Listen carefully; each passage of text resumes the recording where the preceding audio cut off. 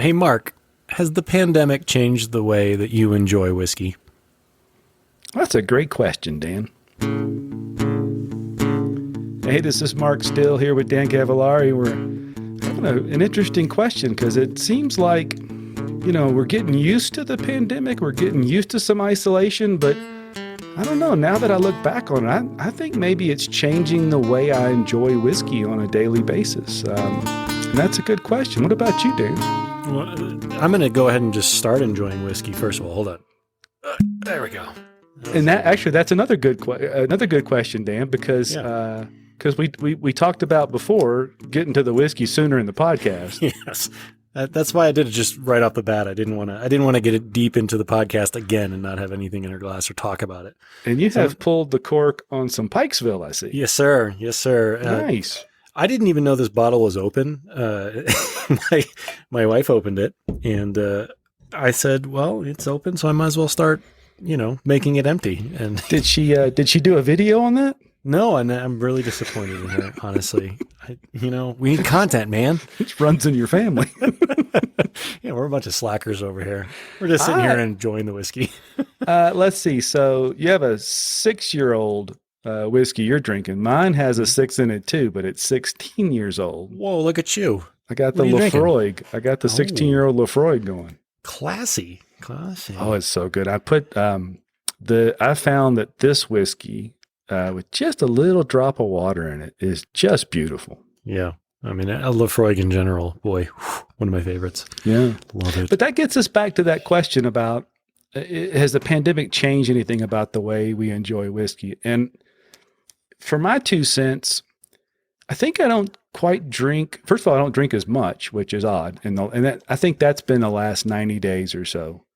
Thing, but I'm not drinking as often, and I'm tending towards the lesser whiskeys because I'm just not drinking thoughtfully. And I'll pour it, and I'll be excited about it, and I'll really get the nose in there once, and then I kind of just drift off. And so I really haven't wanted to put the nice stuff in the glass because, frankly, when I do drink, I'm just not really into it as much, and I don't know where that came from. Yeah. Well, you should rest assured to know that I am picking up the slack where you are leaving it. And I would say I'm probably drinking more, but I think there's a lot of factors besides just the pandemic that have gone into that. The pandemic obviously has me at home a lot more. But I think I bought a lot more bottles this past year than I did in years previous. So for me, it's a matter of just having them here, and I'm like, oh, okay, I'll just sample this one or I'll sample that one. And then also I recently lost my job. And so now I got nothing but time. Well, you didn't lose it. It's still there. I know where it went. Yeah. Yeah.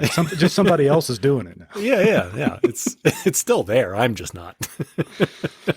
But you think that because that's different for you, whereas I work from home, pre-pandemic, I would do it a couple of days a week anyway. Since March, I've been here all the time. Yeah. So you think maybe that's got your consumption up a bit, whereas mine's down actually? I worked from home a little bit, not full time, but the nature of my job was such that I just didn't have time. And when I was home, I wanted to be home with my kid and, kind of be, basically be available as, a dad and a husband and all that. And so now because my job previously, involved a lot of travel and a lot of deadlines. It was fairly high stress. And so honestly, there were days when I would just get home and it'd be, 8:00 and I'd be fast asleep on the couch. And now I feel refreshed. I feel good. So not whiskey related, but we're seeing that this was a good thing. Yeah. For you to not have that job for a bit. Yeah. I loved that job a lot. And, but I am thankful for this respite, and it's the first time since I was in college where I just had time to be, just exist, not have to worry about deadlines and jobs and, what paycheck is coming next and all that. So for me, it's actually been relaxing. And I think that is why I've been, taking part in drinking more. which is not to say I'm sitting here getting hammered every day. It's just that I'm sampling more of what I have. But also, like you said, I haven't dipped into the good stuff. Like the good bottles that I have are still sitting unopened. And I think it's for the same reason that you just mentioned, is because I'm also not really, well, it's not that I'm not drinking thoughtfully. It's that I want to drink with other people and enjoy the good bottles with my friends. Yeah. It's not the same experience. Yeah. And that's for sure. So I've got probably 8, to me, they're really nice bottles. They're not, they're not Pappy or BTAC or whatever, but to me, they're not. I've got an Ardbeg Supernova. I've got a Wild Turkey Cornerstone Rye. I've got some really stuff. And I just can't think of really opening those without our friends around. Right. In person to drink those. And that's part of it. But that thoughtful thing has been, I don't know, I don't enjoy it like I did. In fact, even just now as we record, and we're doing this remotely, I pull the Lefroy out. I'm just digging the finish from a sip I took 2 minutes ago. Mm-hmm. All of a sudden, I'm back in it, and it's just because we're here talking about whiskey. And it's not like Melissa and I, we talk about whiskey, but it's, we're watching TV or doing things around the house, and it's different. I'll tell you something else, because you mentioned not opening we talked about not opening the really nice bottles. Mm-hmm. I've had some lesser bottles, but not only that, I've been throwing it on some ice, which I never do. I bought that Jim Beam Repeal batch, which is quite tasty, by the way. Is it? Yeah, for what it is. Okay.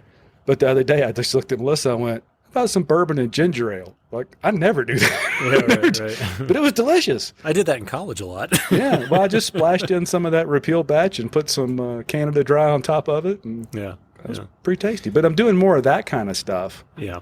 With just a splash of whiskey. Right.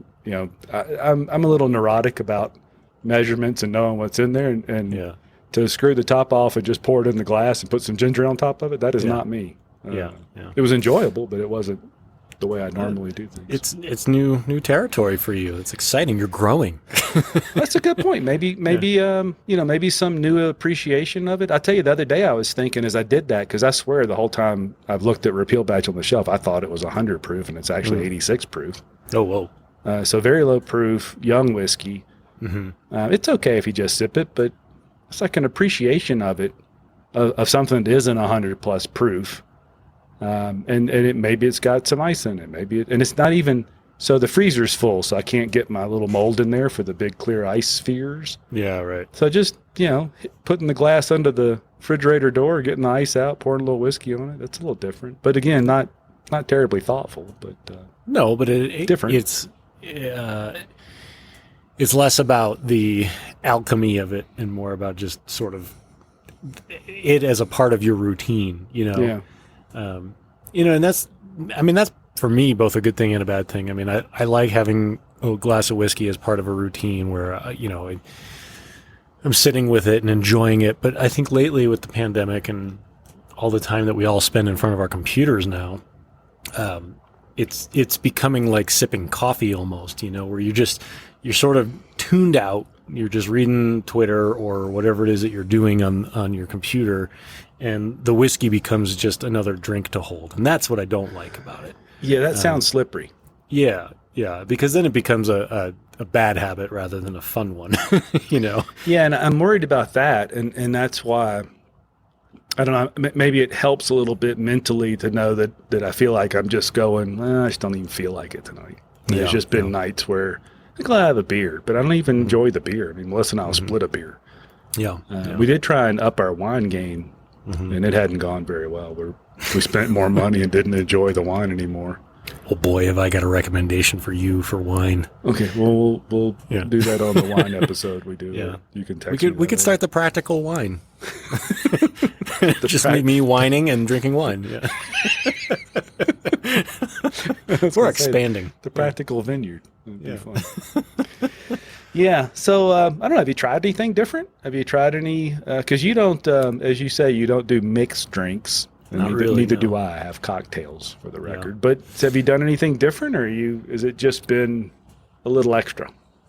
Well, I told you, I think last time we did our last episode that I picked up a bottle of Henry McKenna, and And, that for me is a little bit of an experiment going back to that bottle after a very long time because, my first experience with it was, yeah, it's okay, but I wouldn't go out of my way for it. And then it just had, the lore of Henry McKenna has grown since then. And so I did buy that bottle. I haven't opened it yet.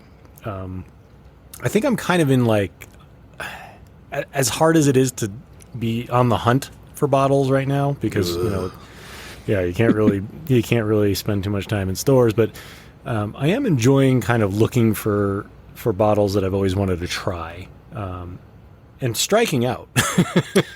The one bottle I did find that I was looking for everywhere, I found in your liquor cabinet. So that was my biggest score recently. It was the Dickel Bottled and Bond. Yeah. Have you opened that yet? I did. Yeah, I have. I actually have it right here. So what do you think of that in relation? Because we've both been drinking a bunch of uncut, unfiltered, Dickel-sourced whiskey for a few months. What did you think in relation to that 100 proof variant? Well, it's interesting because, for perspective here, so the barrel EWS pick was the 116 proof Dickel-sourced whiskey. It was just mind-blowing, my favorite bottle of 2020. And then I have this Blue Note 10-year, which is 107 proof, and that I believe is also Dickel sourced. And then I've got the Dickel Bottle and Bond. And the three bottles could not be any more different from each other. Yeah. But they have the same funk. The same Dickel funk is there. It's just a different presentation for each one. Mm-hmm. So that's been fun to try all those side by side. And I had my last splash of that EWS pick from Barrel. And it's still just mind-blowing. And that is, to me, that's like the novel. And then like the Blue Note is the second in the series, the Harry Potter Part 2. and then the Dickel is just, it's like the movie. It's all different versions of the same thing, but they all have their own characteristics, their own, different things that set them off. And I like the Dickel Bottle and Bond, but it's not as big and bold as that Barrel was. Well, it gets, most Dickel whiskey, anything labeled Dickel. Mm-hmm. First of all, most people don't notice that they don't use the E in whiskey. Right. George, on the tour, they tell you that George felt like his whiskey stood up with Scotch, and Scotch didn't use the E, so he didn't. But the other thing is, all Dickel branded whiskey not only goes to the Lincoln County process up front, but it's also chill filtered on the back end. Whereas that Barrel stuff is, I don't know for sure if it does the Lincoln County process or not, but it most certainly is not chill filtered or filtered at all. Right. And it is and that one I think is set apart from the other two more dramatically. That is its own beast. Whereas, the Blue Note and the Dickel Bottled and Bond, you can tell they're from the same place. And they have a lot more similarities than the one with than they do with the Barrel. Yeah. All three are actually phenomenal, and I like all three of them. I would absolutely buy any of those three bottles again. Well, the Blue Note, I had read somewhere that it is distilled in Tullahoma at the Dickel Distillery, but it uses a different mash bill. It's not drastically different, but it's not the same. I think Dickel's 84 or 86% corn, a little bit of rye and a little bit of malted barley. So I think it's a lower corn, more rye setup for the Blue Note. But it's hard to escape that. So, something else that I think has been, I don't know, maybe I need to lay on the couch and you can therapy me, because I have found myself really put out with whiskey geeks lately. And I realize that's pot calling the kettle black. Right. But, are you mad at me? Not you. But the whole, I don't know, this whole, give me your tasting notes on that. Like, it's the same whiskey you've had 4 times. What do you need to know? And this selling and the buying and I got a clear space on my shelf, and it's the same 5 bottles somebody bought last week and they're selling them again. Really and I think maybe that's pandemic or isolation related. I'm not normally that. I certainly get put out by things, but I'm not normally that, whatever that is, that just like, stop doing that. You're bugging me. Yeah. That kind of stuff's really bugging me. And frankly, I'm bugging me too. I have too many bottles, and I don't have, we talk about me having all this stuff. I don't have a gigantic collection in the Whiskey Geek. A couple of hundred bottles is not gigantic in the Whiskey Geek world. I'm even annoyed at myself. And I'm thinking, I'm going to take some of those bottles and put them in boxes and just put them somewhere so it doesn't look like I got so damn much whiskey sitting around that I'm not drinking. I have that same urge occasionally. I don't know what that is. I just don't want to look at it anymore. Yeah. Yeah. It's like I don't want to get rid of it exactly, but I just don't want to see it. Right. But I just want to move it.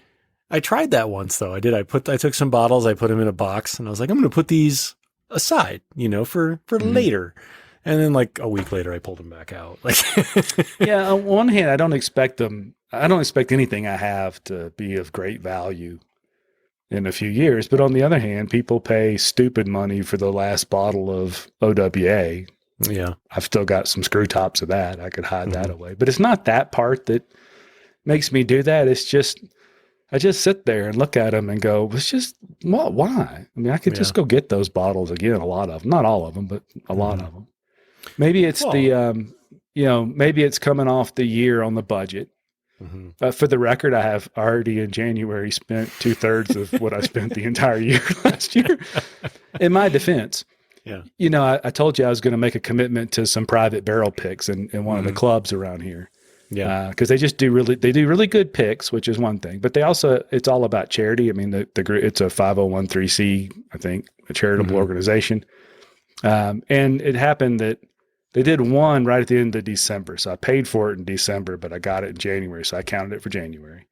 But then the fellow that handles all that decided he'd do 5 at one time because it's really a pain for everybody to come down to get them 5 times. Yeah. So part of the reason I spent so much was because what should have been stretched over 3 or 4 months was one big purchase. It happened in a week. Yeah. But maybe that's part of why I'm just kind of put out with myself because I want to take that time to get into those private barrel picks and learn what I want to learn about them and compare some of them to the standard offerings and be more thoughtful about that. Yeah. But by the same token, I feel like I just slipped right back into just reeling off the $100 bills. And that's just not the way I don't want that to be the way I have fun with this hobby. Right. Well, but also, I mean, I think the interaction with whiskey has changed this year, right? Like when we were doing our whiskey nights every month, we would alternate, and whenever we would come to your house, I mean, what would I do? I'd wander over to your collection and we would look through and, say, hey, let's open this, let's open that. And that's the fun part of it, right? Is opening it with friends and passing it around. So having a collection like yours, I think really lends itself to the entertainment aspect of having friends over and, always having something to try and to talk about. And that has been sort of taken away from us this year. So that's a difficult thing because, I think you and I have both talked about this, that our relationship with whiskey is not like, we don't drink to get drunk. We drink to experience it with friends. And when you take away that key aspect, the entire dynamic changes, and just seeing it sitting there on the shelf, like I scored for the first time ever, I scored the George T. Stagg. That's going to sit there until we all get together. Like I'm not going to open that just sitting here on my couch.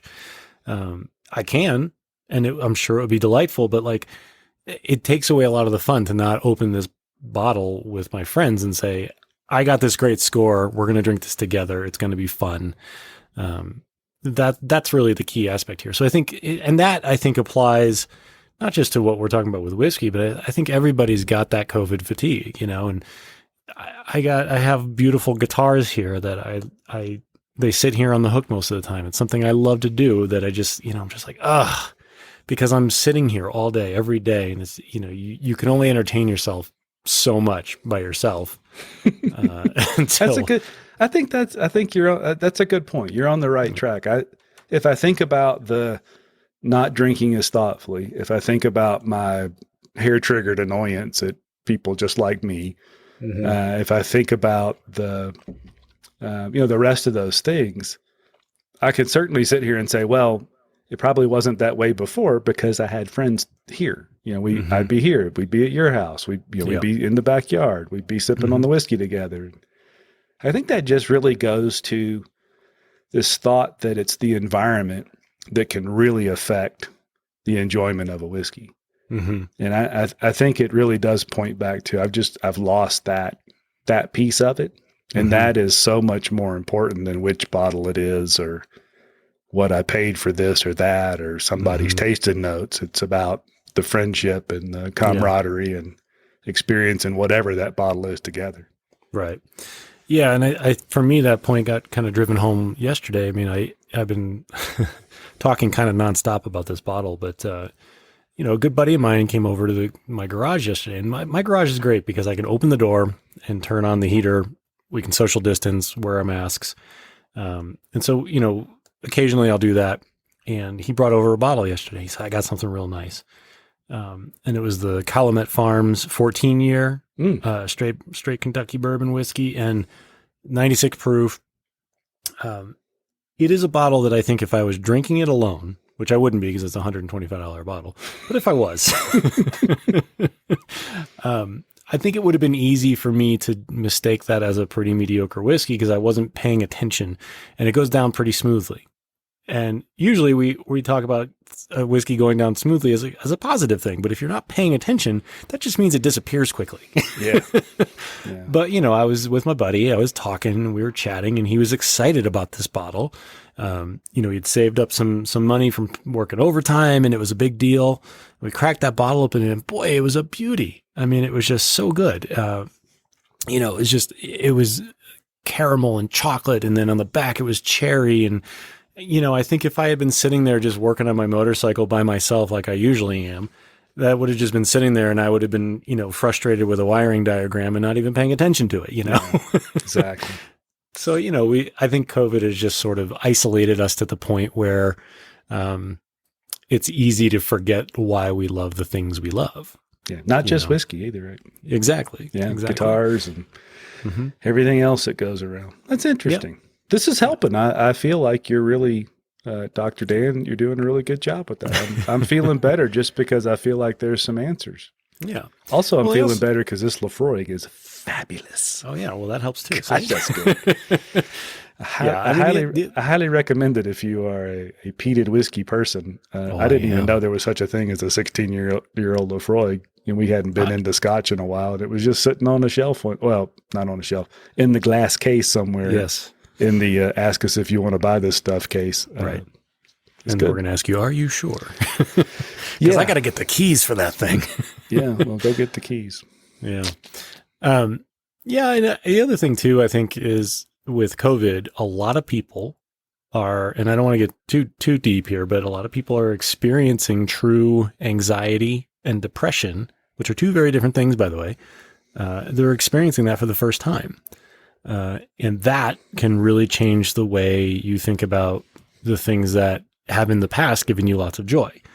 And so I think that's also part of probably what you're experiencing is a little bit of mild, you know, depression.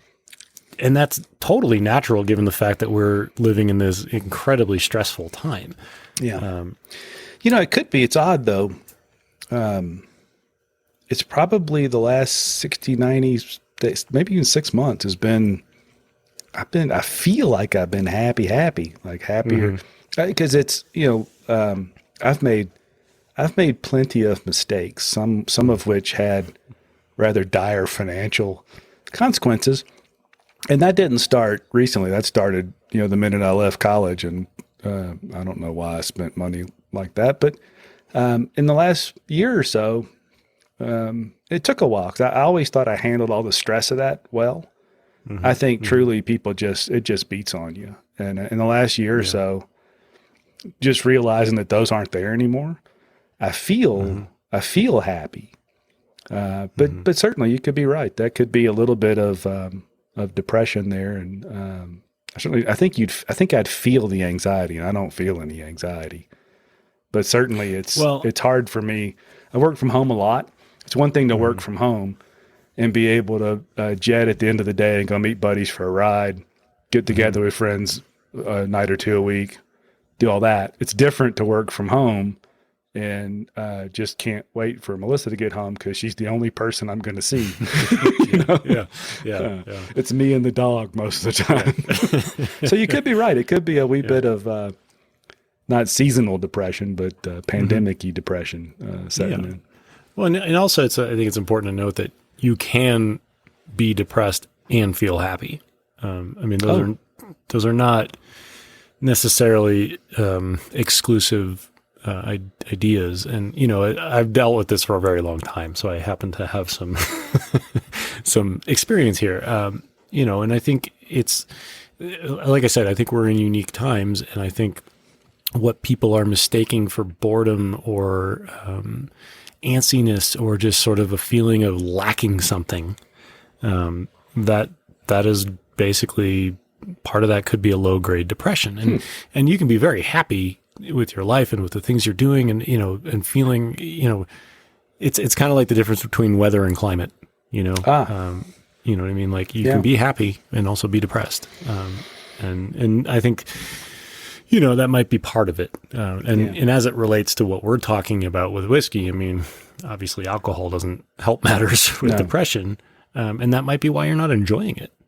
Could be. You know, and I don't know. I mean, I'm not a doctor, and I don't want to dig too deep into that idea, but it's just something that I think a lot of people out there are dealing with, and they don't even know it. Yeah, and I mean, that could certainly be me too. And I think that, you know, the point you made about we're missing a big part of what made whiskey fun in the first place, a big part of what made guitars fun in the first place, et cetera.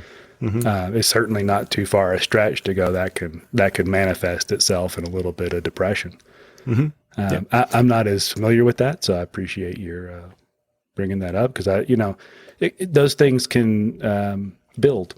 You know, they can snowball a bit. And I guess I'm happy at the moment that the result is I just don't drink as much whiskey rather than, you know, the other side of the other direction. Yeah. But be aware of that, I suppose, too, because like I said a while ago, it is slippery. You know, one little 2-ounce pour turns into 2 or 3 or 4, you know, just sitting there watching television. And you may not realize how those pours are getting bigger and bigger. And you may not realize you had 3 and not 2. Right. So those slip. So, you know, reach out, ask for help if that feels like that's happening. Oh, for sure. Yes, absolutely. And there's no shame in that. There's nothing wrong with that at all. But I don't know if you have, I have this weird issue with like beer. If I drink a beer and then I drink another beer, I can say, oh, I can feel buzz. And I drink a third beer, I'm like, oh, I'm starting to get drunk. If I drink that fourth beer, I'm like, I'm drunk. But with whiskey, I could drink a glass and be like, fine. Drink the second glass, fine. Drink a third glass, fine. Drink a fourth glass, I'm hammered. Yeah, and that's the thing. So Melissa and I were talking about this, and it actually came up. What made me realize this was happening was I noticed it before. Like when we'll come to your house for whiskey night, it's just a given that Melissa's driving us home. Yeah. And we'd leave the house and I'd go, you know, you're driving, but I really don't, it doesn't feel like I've really had anything. There's always some moment, whether I'm getting out of the car or we're getting in the house, where I do some physical thing happens and I go, oh, yeah, I am in fact, I can feel that. And it came to a head. It was about, I don't remember. It was the last big whiskey night we had at our house. Everybody left. I was cleaning the kitchen up, and I'm hearing all this noise. Like, what's all this? Oh, that's me banging glasses around. I had too much. So Melissa and I just agree we're going to pay better attention to it, because I don't know it. But the same thing. I'll have one. Now I do keep the beer I like to drink. I've kind of lost the taste for beer a while too. But what I keep in the refrigerator for me is a New Holland's Dragon's Milk, so it's an 11% beer, or an Avery Mephistopheles, which is 14.666, because you know it's so you know, one of those. I feel a lot of it, but I do feel that way more than, and wine too. I feel beer and wine way more than I feel whiskey. I don't know if that's just an adaptation or what, but it's certainly true. It's always been that way for me with whiskey. I don't know. It's interesting that maybe it just takes a while for it to soak in differently. I don't know, or like my gut is made for beer or something. I don't. It's like chemistry. But yeah, no, you definitely have to be a little more. Yeah, because an careful. ounce or two of a typical whiskey in one of those 14% beers is about the Mhm. same amount of alcohol. Right. The volume you consume is different, but I don't know if the extra water in it does something in the beer Yeah, or maybe. what. But I for sure. But what's weird is I have the same thing with coffee, Mm. or coffee and tea. I can Mhm. drink espressos. Now the third or fourth double espresso for the day, and I'm pegged. But I have my normal double espresso, cappuccino, whatever in the morning. Another one at lunch, no big deal. I might have one mid afternoon and then take a nap. Yeah. But if I drink a cup of hot tea, oh man, I'm flying. So Jittery. something Yeah. about the caffeine in tea Yeah. affects me differently than the caffeine in coffee. Right. Right. Well, so I'm a journalist, so I drink 14 cups of coffee first thing in the morning, Mm-hmm. and then at mid morning I drink 14 more cups, and then in first thing in the afternoon about 13 more cups, and I'm jittery for the next week. Well, much like I drink small pours of whiskey in little funny Yeah. looking glasses, I drink small pours of espressos. I'm comically large mug guy. Oh, yeah, I can't do that. But I've got a few years on you, and the prostate begins to interfere with high volumes of liquid. So Right. now the struggle is, can I stay hydrated? Because I really don't want. Right. I really don't want to drink a bunch of water. That's interesting. That's you've provided some perspective that could explain some of these things I'm feeling lately. Well, yeah, and I think honestly the biggest takeaway here is, and I've talked about this a lot in other capacities, but I think the biggest thing that helps is that you talked to somebody about it and just asked, Yeah. and and walked through it and said, "Hey, I'm feeling this way." And I think there's this weird stigma in our culture about talking about these things. It's like, man, it just helps so much to just say, "I'm feeling this. Is anybody else feeling this?" So yeah, I mean that's totally normal, especially for like I said, the times we're living in are just so bizarre and so different. And there's absolutely no reason to feel like you are the only one feeling this way, or that anything you're feeling is unusual given the circumstances of our reality right now. Yeah, it's weird, but I think more than it being weird, it's just different at a magnitude and a length than anything in our generation for a while. Mhm. So yeah, I think that's a great tip. Just talk to somebody, Right. spouse, friend, 800 line, whatever. But reach out, Yeah. say something, and I'm glad we did that tonight. Yeah. I mean, and honestly, if you think about it, our whiskey nights were probably one of the healthiest things we were doing for That was each some other. therapeutic time for sure. Yeah. I mean, it was just laughing and enjoying. And that's really what everybody's missing right now. Yeah. And I think that's part of why people had this big dramatic backlash to all these shutdowns. I mean, and I don't want to get into politics at all, but I get it. Please don't. I get the idea of like not wanting to be shut off from everything and everyone. That's hard. So Yeah. Well, but also wear a mask and just stay home for a little while. Yes, please. I know we live a mile above sea level. I'm old and not in good shape. I don't have any trouble wearing a mask, so Yeah. I don't buy your excuse. Put the damn mask on. Yeah. Same. Yeah, cool. So good. Well, let's. What else can we chat about? Well, you're drinking Lefroy. Yeah. Have you gotten through that? Because I've got some bottles in front of me. I'm just about through my Pikesville, and I do have, and I don't know, have we talked about this yet? No, we hadn't. Let's talk about this. Well, let me. All of you listening, you're going to have to just guess. We're not going to tell I don't you have what it is. mine here. Yeah. But tell them what it is.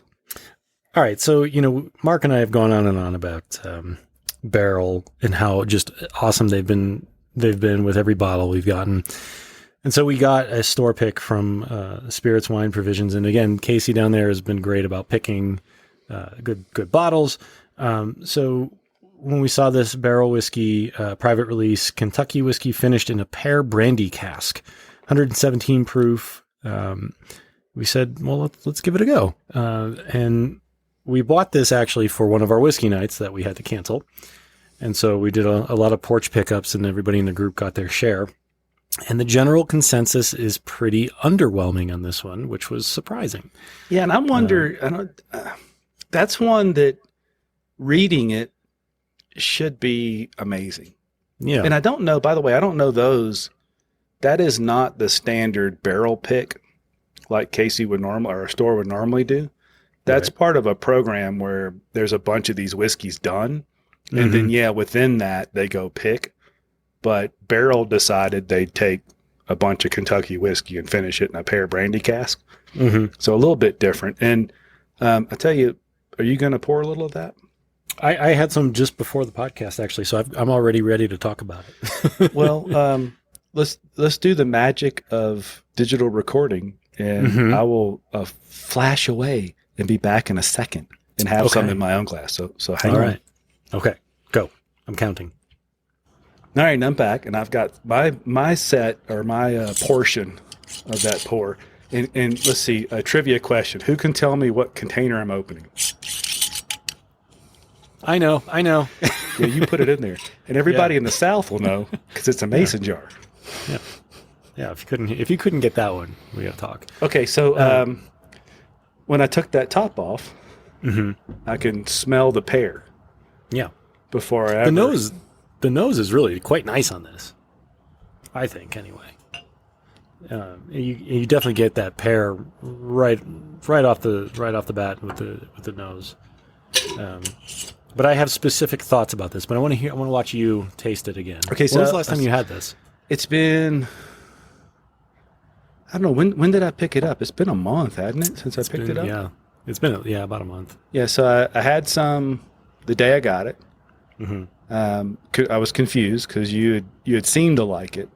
I know the third set of us didn't like it. Yes. And so I had some more that day, and a little the next day, and I haven't had any since. It's been close to a month. Okay.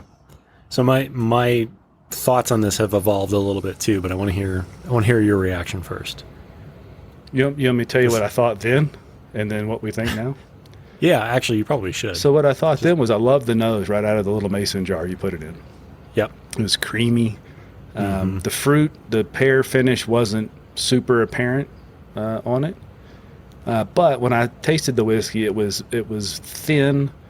It tasted extremely hot, but a weird hot. Not my whole mouth was on fire. A very narrow band of ethanol heat. Right. I'm going to pour some too. And then it stayed hot. And it went down the back of the throat hot and peppery. The finish, though, I thought was great. Once that peppery heat cooled off, I got the light flesh fruit thing going on in between, around my gums. That little cherryish. Oh, it just lasted forever. So let's see what we think after a month. Yeah. I still consistently just love the nose. And beautiful. I remembered something else I thought back then. It hits the front of the palate super sweet. Yeah. Then the heat builds like it's doing now. But it's weird. It's as if it's in layers. There's a layer right at my tongue that's very hot. But then there seems to be a layer just above that that's still sweet. This sip, I got some kind of vegetal, I don't know, almost like a high rye. Yeah. And as I read on this, they didn't tell you exactly the mix of Kentucky bourbon, or whiskey. It did say whiskey, not bourbon. But it did say the majority of it was 15-year-old Kentucky whiskey. The color on it makes me wonder, is it almost a light whiskey, not a... Yeah. And that's why they don't say bourbon? Yeah. I mean, it's definitely a very light caramel color. I mean, very, very light. Yeah. But now that after that sweet burst, there's that vegetal, grassy, grainy kind of, which is weird to have grainy something that's mostly 15-year-old. Yeah. And then it goes down. Once the heat dissipates, the finish just seems to last. It's quite pleasant, a pleasant finish. Yeah. So the heat didn't bother me so much, just because, to me at least, it's quick. It does hit. I mean, it hits your mouth hard, I would say, but to me, then it's gone very quickly, and I'm left with the impressions I am left with. I guess it's easy for me to overlook the heat because the the fruit on the front end is really pleasant to me. It is a little thin across the tongue, like you said, but the finish does last for a very long time. The question is, do you like the finish? I do. I do. Yeah. Yeah. Yeah. And It's still, too. To me, it's more of the pears, but there's a little bit of cherry sneaks into it. Mm-hmm. And it's, I don't want to, this might gross some people out, but it's like the old between the cheek and gum commercials but it's in between my gums and my cheek. Yeah. That flavor stays in that little trough for the longest time. It's just, I think it's nice. But the problem is, I like the nose. I like the first, second on the palate. Mm-hmm. There's all that middle section I'm not crazy about at all. Yeah. And then I'm just waiting around for the finish piece. And at $100 a bottle, it needs to be more than that for me. And that's sort of my evolution with this. Was the first time I had it, I was like, wow, I love the pear on the front end. I don't even like pears. But I really liked the initial, the nose and then the pear right up front, which just, to me, was grabbing. And I guess I just sort of overlooked that middle section heat. Mm-hmm. And I'm still able to do that, I guess, and enjoy the finish. But I notice it more now. When you nose it, do you get oak? Because I think that might be what's confusing me, that the pear brandy finish. Because brandy, to me, and I don't drink a lot of brandy, but sometimes a brandy or a cognac will have this note to me that can be oak, but it could also be something else. It could be something around distilling grapes. Yeah. This has that too, and I can't necessarily define, is that oak? Is that oak, or is that some flesh, a pear? Yeah, because it's got that kind of thing too. That a little bit of that bitter, the flesh of a pear, not necessarily the meat of the pear. Right. I mean, I get pear, and I do get a little bit of that oak. What's missing to me is usually with the brandy cask finishes, you get a little bit of like a sugary sweetness, and I don't get that here. It's much drier. It is drier, but I get that on the nose. I get that on the first couple of seconds on the tongue. It's sweet. I wonder, and my wife asked me this in a loving way. Is perhaps my palate not sophisticated enough to taste what's going on there? In a loving way. In a loving way. Listen, I say this lovingly, but your face is just horrendous. Yeah, but that's certainly possible. I mean, again, if you take the sum of the parts and you go, okay, Kentucky bourbon or Kentucky whiskey should be good. A lot of 15-year-old should be good. Pear brandy, I never had it. Sounds good. But then when it hits the palate, can I just not pick up all that stuff? Or am I it's just not there? Yeah. I mean, to me, it doesn't taste like a 15-year-old whiskey. No, look at the color. Yeah. I mean, that's what's so bizarre to me. It's to me, my original thought of this before I knew anything about it, except that it was a pear brandy finished whiskey, was that it's good for a young whiskey. It turns out it's not a young whiskey. Yeah. I think. Well, and that's my that's where I expectations wonder for a too. $100 bottle. Yeah, exactly. So overall, I can certainly say that whether I'm sophisticated enough or not, I know that I don't think this is good enough for me to pay $100 for it again. Right. But I do wonder, because it does say Kentucky whiskey, not Kentucky bourbon. I wonder. I think it does. Maybe I'm wrong. But I wonder, is there any light whiskey in there? Because light whiskey is a terrible name for something that isn't low calorie or whatever. Yeah. And we should do a different episode on light whiskey. But that's what I thought. A good question. It's just too light. It's too light to be 15 years old. I gotta say though, that nose, it's good, isn't it? Good. Yeah. and if you can, now everybody else can't, but you see how little whiskey's left in there? Yeah. That's when the nose gets good for me, which is weird. Usually the nose is better with more in the glass, but that's when the nose gets sugary. Yeah. I'm doing something kind of gross, which you guys can't see, but like I shove my whole nose in the glass. It's obscene, really. That's acceptable. There's nothing wrong with that. Well, but so the nose to me, is different. So I have my oration glass, my legendary oration glass. The nose to me from this glass is different than, the narrow. Oh, it always is, though. Yeah. To me, when you sniff it from the bottle, you actually get a little bit more of the alcohol. Oh, and I think, yeah. Yeah, I don't know. I don't know. Now that I knows it again, it's got, I've had Calvados a couple times, which is an apple brandy. Yeah. And We have some on the shelf here. I never know if I like Calvados or something's wrong with the particular Calvados I've got, but it's got that kind of, I don't know, wet oak. Yeah. Kind of thing. I don't have a refined palate, but I have a very refined nose. I have a very Roman refined nose, especially when I get it deep in this glass here. Yeah. I don't know. I mean, maybe I'm just not sophisticated enough, but this just isn't doing it for me.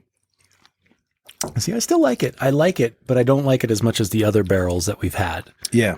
I think that's also part of it is we're comparing it to these phenomenal bottles of barrel that we've had. Can I change my story? Yeah, please do. That last sip was actually pretty tasty. Yeah. You made a face. I thought you were actually going to go the other direction there. No, I was having a little moment. Oh, okay. I still think it's not $100 for me, but it's definitely different now than when I drank it a month ago. Yeah. I'm definitely different, one or the other. This is one of those bottles I would pay $50 for sure. Yeah.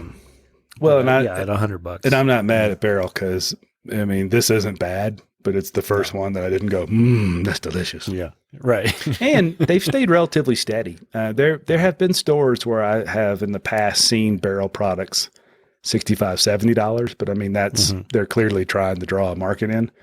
They're $85 to $100. They've been $85 to $100 for the last, 3 or 4 or 5 years. 3 years I paid attention to them. Not 5, 3. While the rest of the market just accelerated past them. So I think in the premium, I don't know officially what they call that, if it's a premium category, but in that 75, 85 plus range, it's hard to go wrong with Barrel product. And, I would still if I had $100 to spend and I saw Barrel on the shelf, I still wouldn't hesitate to grab a bottle. No, absolutely not. I want another Dovetail too. That Dovetail was fabulous. Yeah. I would definitely buy that. Yeah. And, maybe we'll do a little research on this. Maybe we can figure out exactly what's that. Here. Maybe Casey would know. Yeah, we could ask him. Yeah, I mean, now I have. God, there's a lot of expensive bottles I really want right now. Which is funny because they're just going to end up sitting on my shelf until we can all drink together again. Yeah, and I'm still trying to do the math because you spoke earlier of your lack of gainful employment. Yes. Typically, that would restrict one's purchasing habits. That would be, you're talking about a responsible adult. That's not what I am. Yeah. I thought I recognized that. Yeah. No. Yes, I'm being a child. Well, at least with in today's market, you really just have that money parked in a bottle of whiskey. You can unpark it anytime you need to. Well, and to be fair, the last 2 bottles I bought were Eagle Rare for $33. That's the last 2 bottles I bought were Eagle Rare, in fact. And then the next one I'm going to buy is probably Old Granddad 114. So I'm keeping it reasonable. I'm gonna reverse myself. Yeah, I'm thinking maybe. Yeah, it's growing on me, and I think maybe. Remember the Whistle Pig, the 12-year old world thing, and we opened it and everybody was and then we left it for a month, and then it was amazing. I think maybe that's going on here because that's all those things we talked about are there. The ratio of the good flavors is, I don't know if it's the age, just that it's been, because you gave me mine in a mason jar. Mason jar. Lots of air. Maybe that's affected it, but that last sip I just finished was actually quite good. Yeah. I mean, to me, this one's really good. It's got all the elements of something really good. I think the one thing that puts me off is, like you said, that kind of alcohol burn in the middle.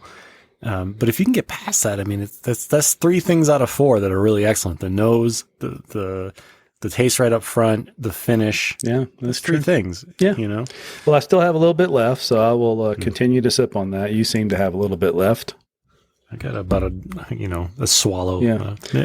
Well, maybe you could this is a weird phenomenon, but it has happened where I have done back to the bottle videos for something I did not do an open the bottle video. Well, perhaps you could try that. We could do that. Hey, to my credit, I am building a set. A in set? my garage. Yes, a set. Wow. So that I can film, open the bottles, and back to the bottles. I bought a barrel top. I'm making it like classy, and then it's just like bikes behind me. Classy. That's a thought. I'm gonna put a broom or something in the shot just to keep it real. Just still the garage. A little push broom. Yeah, some sawdust. There's like motor oil dripping somewhere. Instead of music, you'll just turn the shot back on for a second. Yeah, that'd be brilliant. Yeah. Well, this has been good. I appreciate the back and forth. Hopefully, if it helps somebody else to think through these odd times and the relationship with whiskey and other hobbies, that's great. And let us know in the comments for the podcast, or shoot us an email, or just go to the website, do the ask button. Just let us know what you're thinking. Hopefully, it makes a difference. But I think it's something we can all agree to pay attention to, because certainly there's some slippery slopes, and we want whiskey to remain a fun, friendly hobby and not become something that causes us personal grief, other than the standard, I spent the rent money on whiskey. That's or I need another bottle. We don't seem to be able to get away from that. Yeah. But anyway, this has been good, and I'm glad we went back to that pear brandy finished whiskey. It's certainly better. We may have to eat crow on this one and say we really like this one. There's worse things than deciding it turned out we did like that bottle to get another one. that we paid $100 for. Yeah. Well, we paid $66 for it. Somebody else paid the other $30-something with tax. So there you go. That's the nice thing about splitting these nice big bottles. Yeah. It's, and low risk. Hopefully some vaccines, although they don't seem to be handling the vaccine rollout real well. But Melissa's all topped off. Oh, nice. Lucky. Yeah. Does she have any leftovers? Can I have them? No, and I told her, I said, if they have one of those situations where there's some vials on the counter that need to be used, you just text me and I'll be right there. We could have a COVID vaccination party. Well, look, if they would, they're having trouble with the rollout. If they just put that on the menu at Chick-fil-A, we'd have everybody vaccinated in a couple of days. Oh, man. Tomorrow, yeah. Or you could put them at the liquor store, because we're there a lot. But I think that's pretty genius. Well, Starbucks stepped up. I saw a news story where Starbucks stepped up to try and help with logistics. Oh, really? So the private public-private partnership thing could be a thing. But boy, if they just put those on the menu at Chick-fil-A, because they can run people through those drive-thrus better than anything I've ever seen. If they did it at Starbucks, you'd get your COVID vaccine, but they'd call you by the wrong name. But if you get the shot, do you care? No, not really. No. Okay. All right. So that's been fun. Yeah. So visit on the socials. Dan's been putting up some very pretty pictures on our Instagram. We're not even going to say Twitter, because none of us are putting anything on. I've tweeted like 4 times. Yeah. Tweet us if you do. We will. It'll be fun. Check us out on the website, thepracticalstill.com. Hit that ask button. Let us know if you have questions. The videos are fun. They get released every Friday, and then some others sprinkled in here and there. But those are the where we open the bottles, give initial impressions, drink them for a while, go back and do what we call a back to the bottle.